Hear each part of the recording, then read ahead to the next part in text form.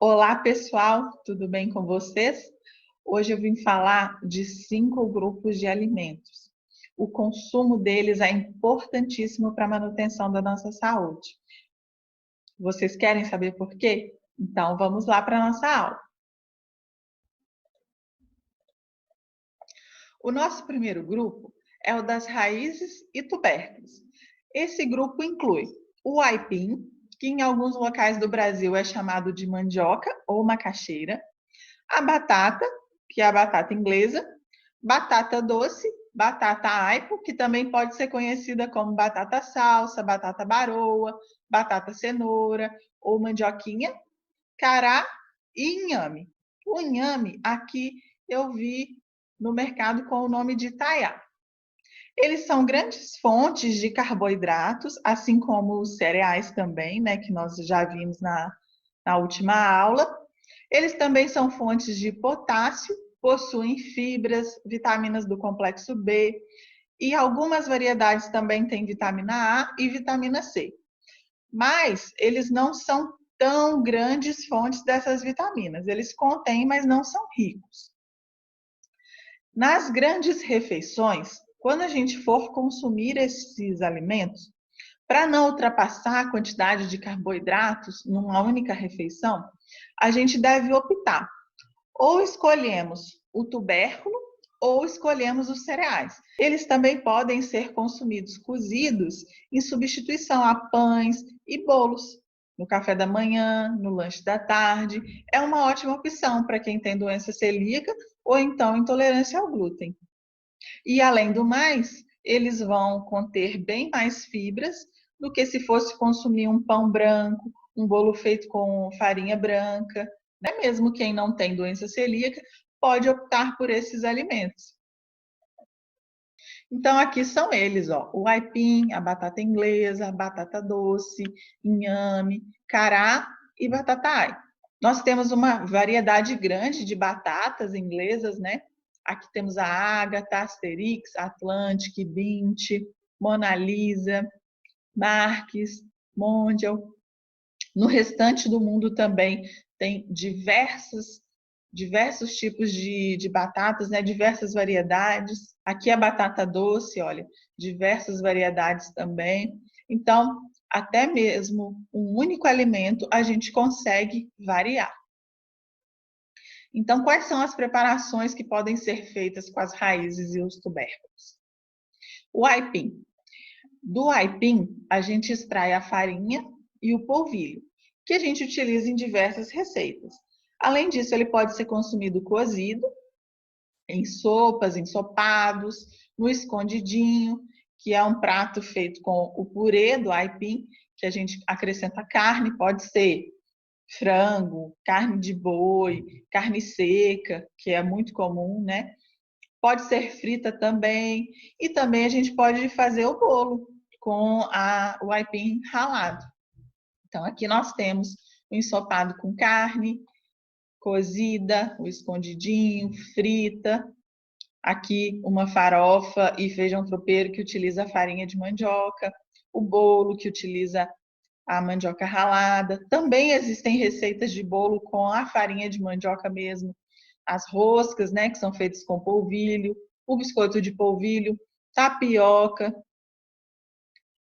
e aqui o pãozinho de queijo. A batata inglesa, ela pode ser refogada em sopas, ensopados, purês, salada também, frita. Ela também é utilizada para preparar maionese, nhoque, pães, acompanhando assados como frango, bacalhau, também pode ser gratinada, recheada. Só lembrando, gente, que não é saudável consumir os alimentos fritos, né? Porque a quantidade de gordura naquele alimento vai ser muito grande. Então, assim, a gente tem que tomar cuidado um pouco ao consumir fritos. Dar preferência pelos cozidos, né? Não comer frituras em excesso. Então, aqui, refogada, ensopados, a salada, né, com a batata cozida, o purê, frita, maionese, nhoque. Também dá para fazer o pãozinho de batata. aqui acompanhando bacalhau, frango, gratinada, também a batata recheada, né? A batata doce, ela é bastante consumida pelos praticantes de atividade física, porque além dela conter grande quantidade de carboidratos que são necessários para os exercícios, ela também tem bastante fibras. E o que as fibras fazem? Como eu disse lá na aula dos cereais, as fibras, elas não deixam com que a glicose no sangue, que é o açúcar no sangue, suba muito rápido. Então, vai liberando glicose no sangue aos poucos. Isso, para quem faz atividade física, é muito bom, porque não adianta o açúcar no sangue subir muito rápido. Se ele sobe muito rápido, ele vai ser consumido muito rápido. Então, no exercício físico, como a pessoa precisa de carboidrato durante todo o tempo que está fazendo atividade física, ela é muito interessante. E tem muita gente que acha que o diabético não pode consumir a batata doce porque ela é doce, tem um sabor doce. Mas isso não é verdade, porque as fibras que ela contém fazem com que o carboidrato, como eu falei, né, não suba muito rápido no sangue. Então, o diabético pode sim comer a batata doce. Só tem que ter o cuidado para não ficar misturando, né? Então, você não vai comer no mesmo prato arroz, batata doce, polenta. Tem que escolher uma ou outra, né? E ela pode ser consumida assada, refogada, cozida, em sopas, purês. Também dá para fazer o escondidinho e o nhoque, frita, dá para fazer pães também e até mesmo o bolo. Então aqui nós temos a batata cozida, o purê, o escondidinho, nhoque, frita, o bolo e o pão. A batata aipo, ela tem um sabor bem característico, bem forte. Então, ela pode ser consumida refogada, também acrescentada nas sopas, pode ser feito purê, o escondidinho também, o nhoque e os pães. Aqui nós temos ela refogada, em forma de purê, escondidinho, nhoque. Esse pãozinho aqui, gente, é um pãozinho que imita pão de queijo. Nesse pãozinho não vai nem ovo, nem queijo, nem leite e também não vai trigo. Então, é uma boa opção para quem tem intolerância ao glúten ou alergia ao trigo, alergia ao ovo, alergia ao leite ou intolerância à lactose. Eu vou deixar para vocês a receita. É bastante interessante porque ele fica amarelinho. Então, assim, dá aquela impressão que tem queijo, sabe? Eu, pelo menos, gosto muito. Então, eu vou deixar a receita para vocês. Aqui também tem o pão, esse aqui já feito com trigo, né? O inhame. O inhame, gente, ele pode ser consumido cozido, também em sopas, ensopado, purê, no escondidinho. O nhoque também dá para fazer pães. E por ele ser muito neutro o sabor dele, ele não tem um sabor muito marcante. A gente consegue fazer pratos que normalmente não são feitos com leite, né? A gente consegue colocar ele e dar uma consistência parecida. É lógico que não fica com aquele sabor que tem o leite, mas as pessoas vegetarianas, elas costumam consumir muito esse tipo de alimento. Então, aqui, ó, nós temos o inhame cozido, aqui é o ensopado, o purê, o nhoque, o escondidinho, o pão, esse aqui com trigo, né? A maionese, né? Que é feita com inhame, limão, azeite. Aqui tem o que a gente chama de iogurte ou danoninho de inhame, que é feito com o inhame, morango e banana. Tem pessoas que acrescentam açúcar também, mas para ficar ainda mais saudável, a gente coloca o morango e a banana para adoçar. Essa é uma opção para as crianças, né? Lembra que já falamos na alimentação na infância e adolescência que até os 2 anos de idade não é recomendado dar açúcar para criança? Então, seria uma opção de fornecer um iogurte. Além disso, não contém corantes, né, artificiais nem aromatizantes. Se a gente que já consumiu iogurte, já consumiu danoninho, quando a gente prova, a gente não acha que tem um sabor característico de iogurte. Mas como a criança não tem aquela referência de sabor, pode ser utilizado. Aqui é como se fosse uma mousse. Nessa preparação aqui, a tradicional leva o inhame cozido, cacau em pó, açúcar mascavo e leite vegetal, que no caso pode ser leite de amêndoas ou leite de castanhas, mas a gente consegue substituir também com o leite de vaca. Para quem não tem problema de consumir o leite, né, pode colocar. E essas preparações, elas são muito consumidas pelos veganos e vegetarianos. Por isso que eu trouxe para vocês. Aqui eu coloquei esse quibe porque o inhame, por ser neutro, e quando amassamos ele, ele fica bem cremoso, ele dá liga na massa de quibe, na massa de bolo de carne. Então, assim, é impressionante como que ele faz aquela mesma função que faria o ovo e a farinha. É muito interessante. Se vocês quiserem testar, você cozinha ele um pouco, amassa, faz tipo um purezinho e acrescenta. Ele dá muita liga, fica sensacional. Vamos agora para o grupo dos feijões. Ele inclui os diversos tipos de feijões que existem, a lentilha, o grão de bico, a ervilha e a soja.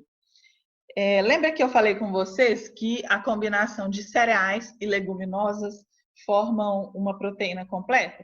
Então, eles são fontes de proteínas, fibras, vitaminas, principalmente do complexo B, minerais como ferro e zinco.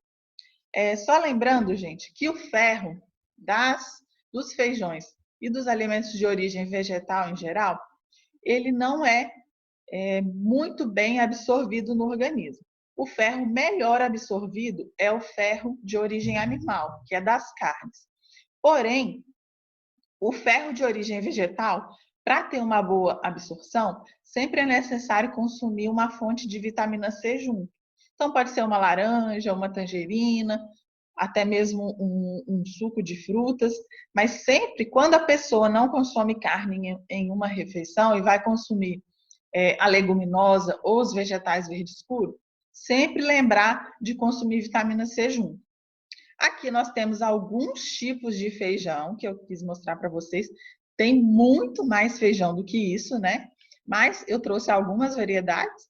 Aqui o preto, que é mais consumido na nossa região, carioca, vermelho, rajado, que é bem parecido com o carioca, só que ele é mais clarinho e tem as listrinhas vermelhas, mulatinho, que é todo marronzinho, o feijão branco, feijão fradinho, feijão verde ou então feijão de corda também é conhecido, e o feijão andu ou guandu. Então, quais são as preparações com leguminosas? Os feijões coloridos, como preto, carioca, rajado, vermelho, entre outros, eles podem ser feitos de forma simples, como refogado com alho, cebola, né, e outros temperos se você quiser. Na feijoada, com bacon e linguiça, que muita gente faz, pode ser acrescentado em sopas o tutu de feijão ou feijão tropeiro. Lembrando que feijoada, feijão com bacon e linguiça, a gente tem que ter um pouco de cautela, porque são preparações muito gordurosas, né? Então, quem tem problemas de colesterol alto, né, tem que maneirar no consumo desses alimentos, dependendo de como tiver, né, da dosagem do colesterol que tiver no sangue, já tem que excluir mesmo esses alimentos. Então, tem que ter cuidado, né? Porque o excesso de gordura vai fazer com que eleve o nível de colesterol. Sempre, como eu já falei para vocês, é necessário deixar o feijão de molho, né? Por pelo menos 8 horas para retirar os fatores antinutricionais e deve ser jogada aquela água fora, tá? Não reutiliza a água que você deixou para o molho. E uma forma de dar muito mais sabor no feijão é utilizar as folhas de louro. Fica excelente a folha de louro para dar sabor ao feijão. Então, aqui nós temos o feijão vermelho simples, a feijoada, feijão com bacon, uma sopa que contém feijão, aqui o tutu de feijão, que é o feijão feito com temperado e batido junto com farinha de mandioca, aqui o feijão tropeiro. O feijão tropeiro, ele parece assim uma farofa, é feito com feijão, pode ser colocado linguiça, pode colocar bacon também, aí acrescenta ovos e também torresmo no final da preparação. Pode-se acrescentar couve também, cheiro verde. O feijão branco, ele pode ser consumido em saladas, na dobradinha, que é um prato que utiliza o bucho do boi, né? O cassoulet, que é como se fosse a feijoada francesa. Nesse prato, eles utilizam várias carnes ou uma mistura de carnes, que pode ser lombo de porco, bacon, linguiça, frango, pato, também cordeiro, cenoura, tomate e bastante temperos. Então, aqui temos o feijão branco, ensaladas, aqui com cozido, né, com carnes, aqui no cassoulet, e o feijão fradinho. Ele também pode ser consumido em saladas e é o ingrediente do acarajé, que é uma comida típica lá da Bahia. O feijão verde ou feijão de corda, ele pode também ser consumido em saladas, em farofa ou então cozido. Aqui uma farofa feita com farinha de milho e não de mandioca. O feijão andu ou guandu, ele é muito típico do norte de Minas e do Nordeste também. Pode ser consumido em cozidos ou então em farofa. E agora vamos para a lentilha. A lentilha, gente, é símbolo da fartura. Muitas pessoas consomem na virada do ano para atrair prosperidade. Ela pode ser consumida com menos caldo, só cozida.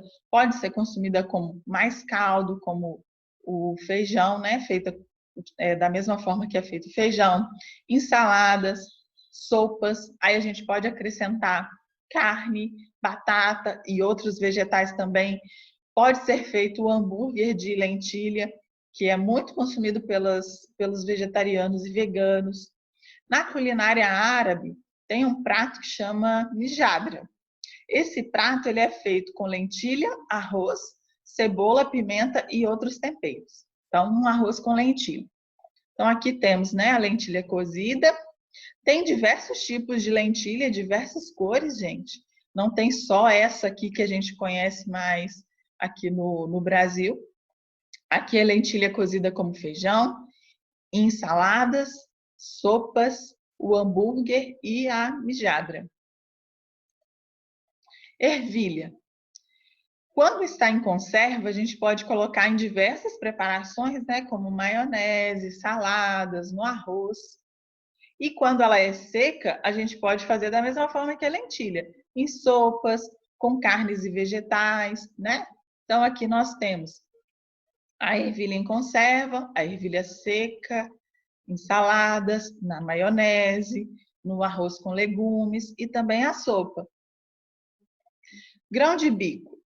O grão de bico, lembra que eu falei do painço, que tinha triptofano? Então, o grão de bico também contém grande quantidade de triptofano, por isso que ele é chamado de grão da felicidade. E ele deve ser deixado de molho também por pelo menos 8 horas, só que o ideal é deixar 12 horas, mas pode ser deixado menos tempo. Durante o remolho também a água pode ser trocada, porque ele costuma formar bastante espuma, mas se não quiser trocar, não precisa, mas pode trocar e ir retirando aquela espuma aos poucos. A água também tem que ser jogada fora antes de cozinhar, para eliminar os fatores antinutricionais. Ele pode ser consumido puro, ou então também como ingrediente de saladas e sopas. Também pode ser utilizado para fazer massa de tortas e hambúrguer. Na culinária árabe, existe um prato típico que chama hummus, que é uma pasta feita com grão de bico, alho, limão, sal. Pode-se acrescentar também o tahine, que é uma pasta de gergelim. Pode ser consumido com pães e saladas, né? Então, esse hummus, ele pode ser utilizado para quem não consome manteiga, requeijão, pode substituir, né? Pode ser colocado nos pães para substituir essas preparações, né? Muito consumido também pelos vegetarianos e veganos, né? Então, aqui a gente tem o grão de bico em sopas, saladas, o hambúrguer, aqui o hummus, né, que dá para consumir com na torrada, com pães, esse aqui o pão sírio. Vamos para o grupo dos legumes e verduras. Esse grupo, gente, juntamente com o grupo das frutas, são as maiores fontes de vitaminas e minerais que a gente tem. São fontes de fibras, auxiliam no funcionamento do intestino, fazem, né, que as fibras, como eu já expliquei para vocês, ajudam na sensação de saciedade. São excelentes fontes de vitamina A, vitamina C, vitamina K também e vitaminas do complexo B, minerais como magnésio, ferro, cálcio. Lembrando que o ferro e o cálcio, as principais fontes são as hortaliças verdes escuras, né? Vitamina A são os vegetais amarelos e alaranjados. Vitamina K também nos verdes escuros. Eles têm poucas calorias, então são ideais para prevenir obesidade, diabetes, doença do coração. Eles também possuem substâncias que são chamadas de antioxidantes. Essas substâncias, elas neutralizam os radicais livres. E o que são radicais livres? São substâncias que são formadas no nosso corpo a partir das agressões que a gente sofre diariamente.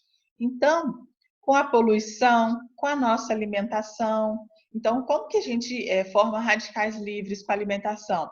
Quando a gente consome alimentos industrializados, que têm corantes, conservantes. Então, a gente está a todo momento formando radicais livres. E essas substâncias neutralizam, porque o radical livre ele pode causar um dano na sua célula, né? Pode fazer com que ela sofra um dano, e aí, se ela começar a se multiplicar muito rapidamente, ela pode até formar um tumor. Também a formação de radicais livres fazem com que a gente tenha doenças inflamatórias, então artrite, artrose, fibromialgia. Então, consumindo os vegetais e as frutas, né, os legumes, as verduras e as frutas, a gente vai ter muitos antioxidantes que vão ajudar nesse processo aí de neutralização dos radicais livres. Então, aqui nós temos as hortaliças tuberosas. Normalmente essas hortaliças, elas são raízes, né? Então, rabanete, cebola, temos a cebola branca e a cebola roxa, beterraba. Aqui a gente tem a beterraba comum aqui no nosso país, mas tem essa beterraba aqui que é a beterraba branca, que é chamada de beterraba açucareira, né? Nos países da Europa, o açúcar é retirado da beterraba.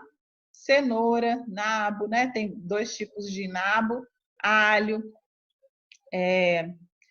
Muita gente acha, também voltando lá pela questão dos diabéticos, que pela cenoura e a beterraba terem o sabor doce, eles não podem consumir, mas isso é um mito, gente. A beterraba e a cenoura, elas têm a metade da quantidade de carboidratos que tem nas raízes e tubérculos. Então, não precisa deixar de consumir esses alimentos por causa de diabetes ou de pré-diabetes, né? Pode despreocupar. Aqui a gente tem as hortaliças herbáceas, que são as flores e folhas.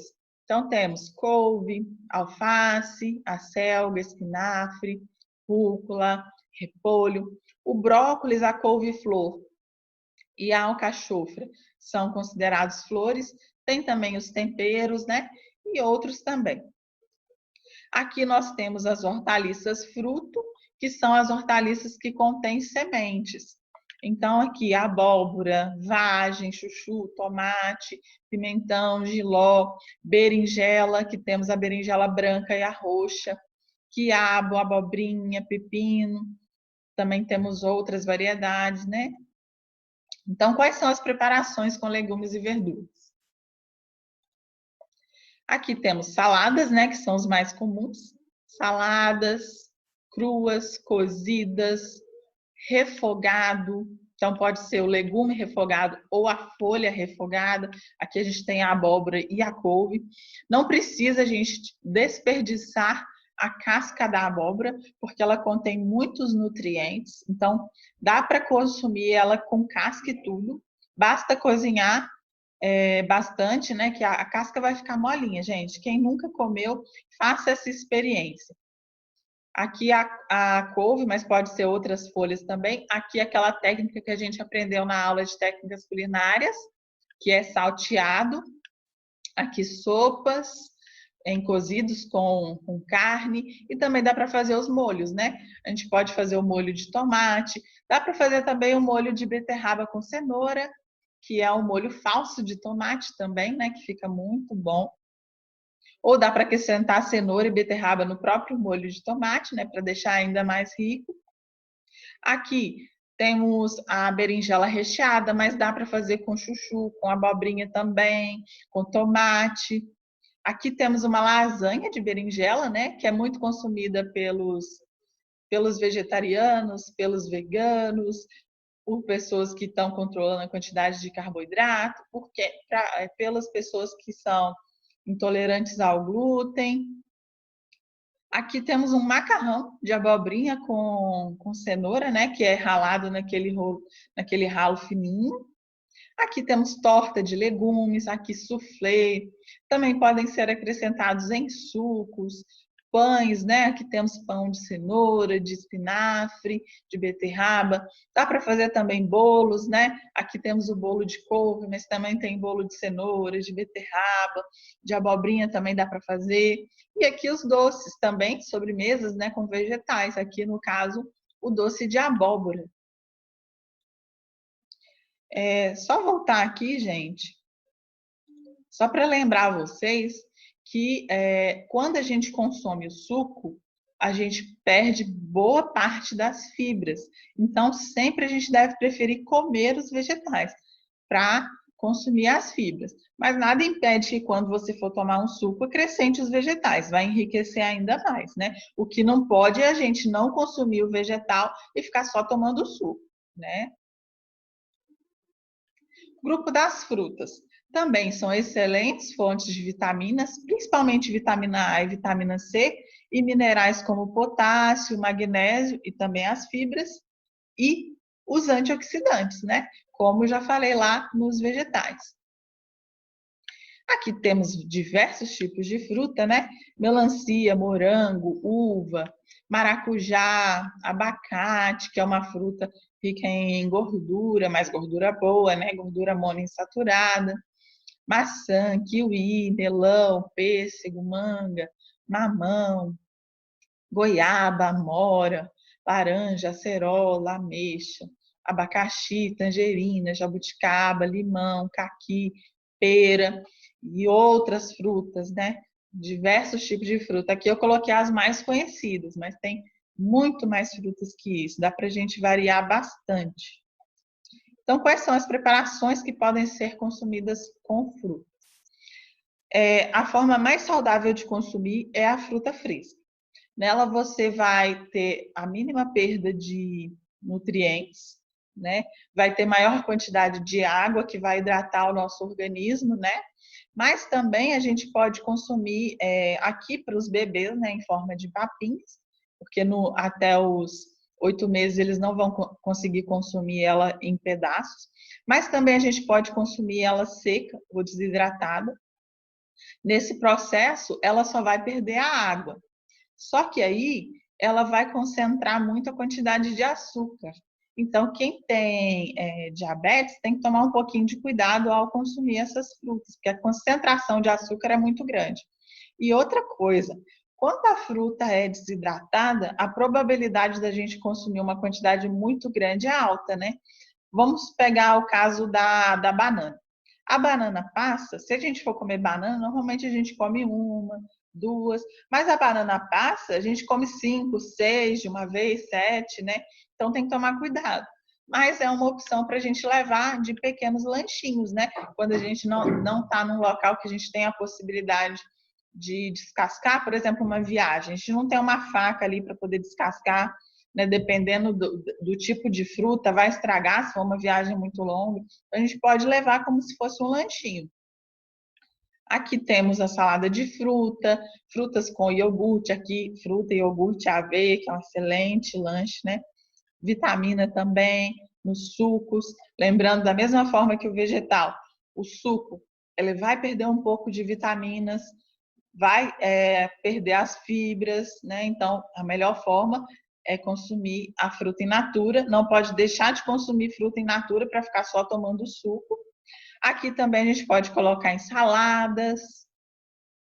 Aqui, mingau, né? Mingau de aveia com banana. Pode ser feito com maçã também, com pera. Bolo, né? Com suco de laranja. Também dá para fazer com outras frutas, né? Abacaxi, limão, tangerina.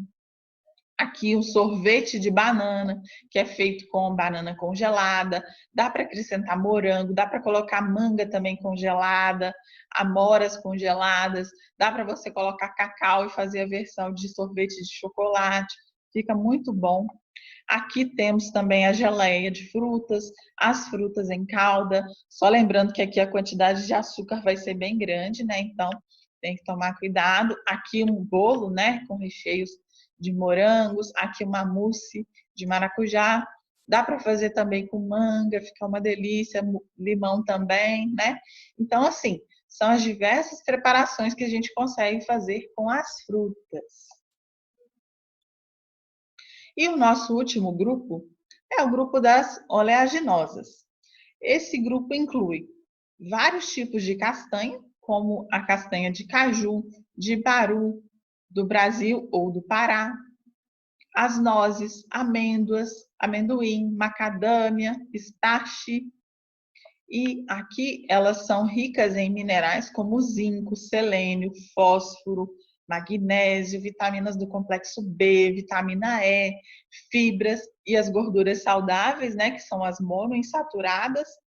Outros alimentos que contêm essas gorduras: azeite de oliva, abacate, semente de girassol.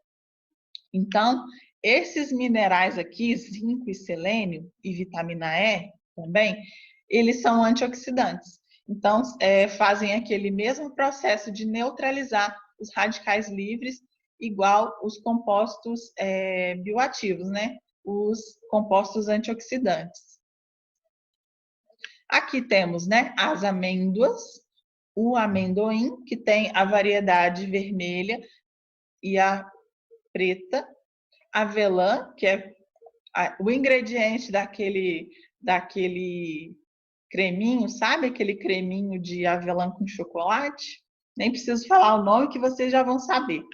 Aqui a castanha de baru, que é uma castanha que tem na região centro-oeste do nosso país. Ela é típica do Cerrado, né? Então, em Goiás, Mato Grosso, ela é bastante consumida lá. Aqui tem a castanha do Brasil. Hoje em dia ela é chamada de castanha do Brasil, antigamente era castanha do Pará.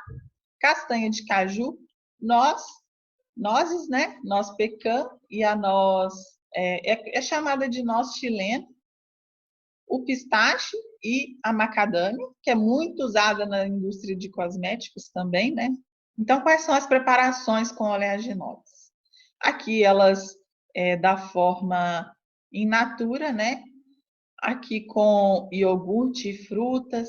Dá para fazer também as bebidas, né, vegetais, que são os leites, como são chamados. Leite de amêndoas, leite de castanhas, né? Dá para fazer com essa grande variedade. Dá para fazer com amendoim, inclusive. Aqui a farinha, né? Farinha de amêndoas, mas dá para fazer farinha de castanhas também, que pode ser acrescentada em substituição às farinhas de trigo, né? Por causa do glúten. Aqui acrescentada nos bolos, em biscoitos, em pães também, aqui em sobremesa, né? Como bolos recheados. Só lembrando, gente, que a melhor versão para se consumir as oleaginosas é assim, na forma in natura, sem sal, porque com sal ela acaba recebendo uma grande aumenta-se a quantidade de sódio do alimento, né? E não é interessante, porque o sódio está ligado à hipertensão. Então, evite comprar esses alimentos empacotados, né? A melhor forma é você ir numa loja, principalmente lojas de produtos naturais, que vai ter um preço melhor também. Então, essa foi a nossa aula de hoje, né? Vocês viram como esses alimentos são importantes, né? Eles são ricos em vitaminas, em minerais, em fibras, também tem os antioxidantes, né? Se a gente não consumir esses alimentos diariamente, a gente não consegue a quantidade de vitaminas e minerais que o nosso corpo precisa. E como vocês já viram, as vitaminas e os minerais regulam todo o funcionamento do nosso corpo. As fibras vão atuar regulando o funcionamento do intestino. Elas também alimentam as bactérias boas que estão lá no nosso intestino, protegendo a gente contra as bactérias patogênicas, né, que podem causar doenças. Além disso, tem os antioxidantes também, né, que vão neutralizar esses radicais livres que podem causar inflamações, danos nas nossas células, né? Então, diariamente tem que ter pelo menos legumes e verduras nas nossas grandes refeições, que é o almoço e o jantar. Como vocês viram na primeira aula, a metade do nosso prato tem que ser composto de legumes e verduras. As frutas, também devemos consumir pelo menos 3 porções de frutas diariamente, né? Pode ser nos lanches, de sobremesa nas grandes refeições. Quanto às oleaginosas, eu queria dizer que a castanha do Pará é a maior fonte de selênio que a gente tem. Só que com apenas uma castanha, a gente consegue atingir a recomendação de selênio. Então, apesar dela ser um alimento caro, apenas uma já é suficiente. Então, você pode fazer uso dela. E também pode se consumir o amendoim, né? Que vai ter vitamina E, vai ter também vitaminas do complexo B, vai ter gorduras monoinsaturadas, né? E é um alimento mais barato que as castanhas e que as nozes. Então, eu espero que vocês consigam melhorar a alimentação de vocês, né? Que coloquem mais esses alimentos no seu dia a dia, a fim de que vocês possam ter uma alimentação mais saudável. Espero que vocês tenham gostado e até a nossa próxima aula.